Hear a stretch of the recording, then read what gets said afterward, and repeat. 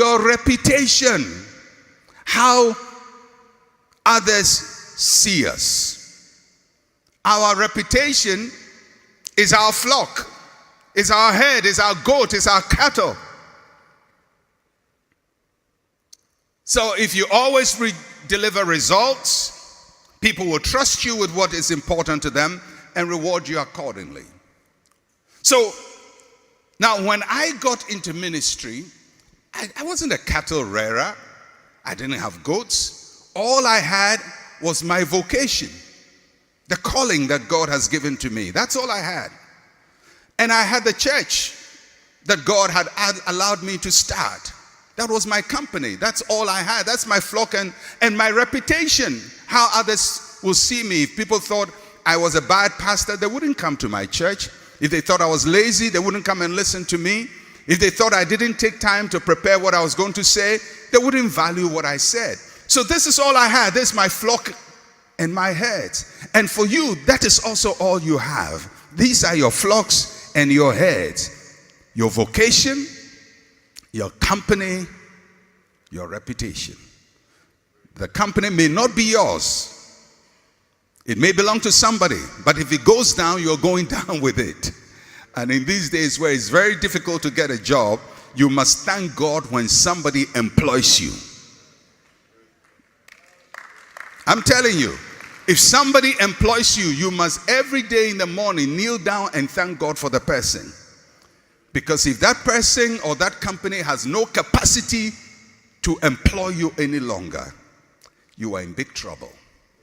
You are in big trouble. Anybody who is able to pay you every month deserves your full-time prayer.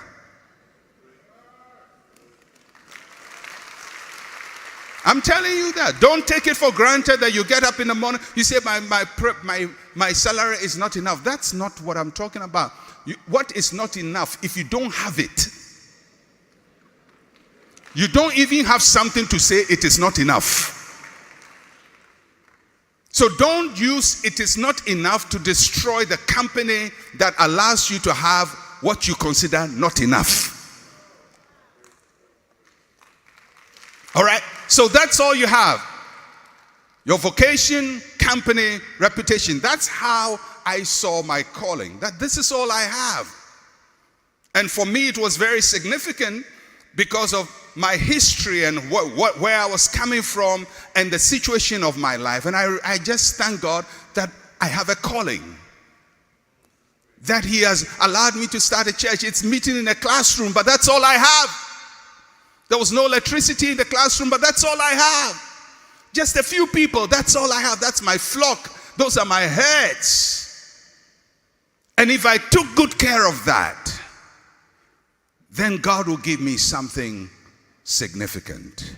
So what does the passage say we should do with our flocks and herds? What should we do with them? So I will read the verse again, and then I'll tell you what the passage says we should do. It says, be diligent to know the state of your flocks and attend to your herds. Be diligent to know the state of your flocks and attend to your herd. Be diligent to know the state of your flocks and attend to your herds. What is it saying? First, it says, know the state of your flock. Know their state. It means to notice, to listen, to learn, to pay close attention to them. The Hebrew word used there is yada. Yada is to know something experientially. To know something experientially. It's not sitting afar to know information. It's getting down there to know it for yourself. Having first-hand experiential knowledge about your vocation, your company, reputation, your flocks and your stock and your heads. Now, in this particular verse, the word yada and the way it is used is very interesting. It means to be aware of the voices and the faces of your flock. Be aware of the voices and the faces of your flock. Can you imagine? You are a shepherd in those days. And the passage says, if you're going to do well, you must not just know your flock, but be aware of their voice and faces. How can a shepherd know the voice and the faces of his sheep? Because as far as I know, all sheep look the same. Don't you think so? Except if the color is different. If it's black, I'll say that's a black sheep. It's white, that's a white one. That's black and white, that's a black and white one. But the passage doesn't even talk about their color. It talks about their face and their voice. So the passage is saying, when your goat bleats, meh. And then next day it says, meh. You should tell the difference between meh and meh, and be able to tell what is happening to your flock. That's what it's saying. Pay attention to their voice, pay attention to their face. In other words, the goat will not look the same to you. Each one must be known. You must know each one. Pay attention to them.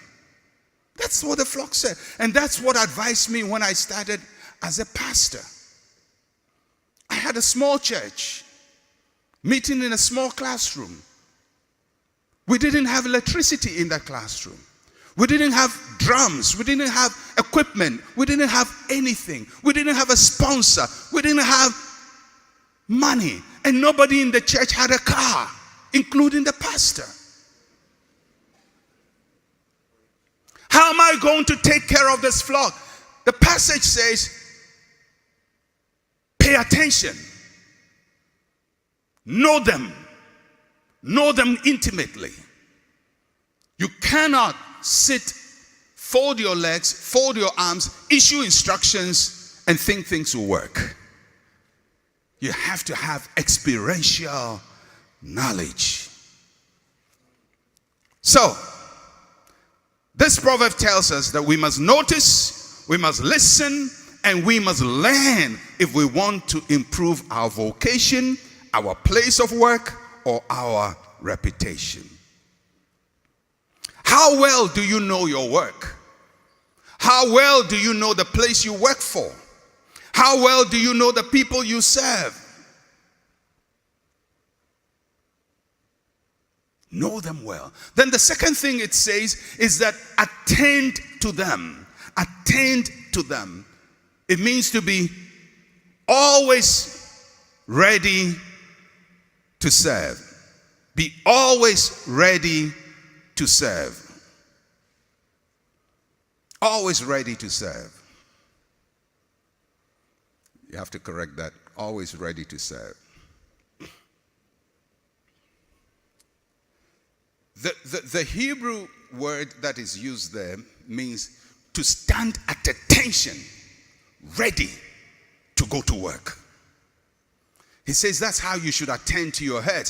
Stand at attention, ready to work. Interesting. It means you cannot be passive and casual about what you do. The closest situation I can apply this to is to a doctor who is on call. A doctor on call, for all of you doctors, God bless you. And nurses. Somebody said, what about my work? Your work too, God bless you. But I'm talking about doctors and nurses.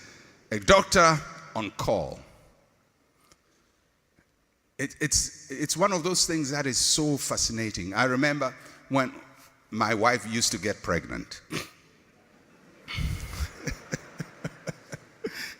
We've come out of that trade a long time ago, but when we used to be in the trade, and you know, and she gets pregnant, and especially when it's getting to delivery time, and we will talk to the doctor, her doctor, and usually if it's about within the week or so, the doctor will say, listen. In those days, there was no cell phone. And they will say, any time of the night, if so and so happens, call me. That's landline call. Any time of the night. And if you don't even call, come. Can you imagine? I mean, now you have phone and somebody can give you notice, I'm coming. But those days, you just pop in. And the doctor will say, anytime, anytime. And it used to fascinate me. And I know that I know our doctor at that time. He was a young man, almost like me, slightly older than myself. Young family, had a wife and children. Just like everybody wants to sleep, he also wants to sleep. Everybody gets tired. He also gets tired.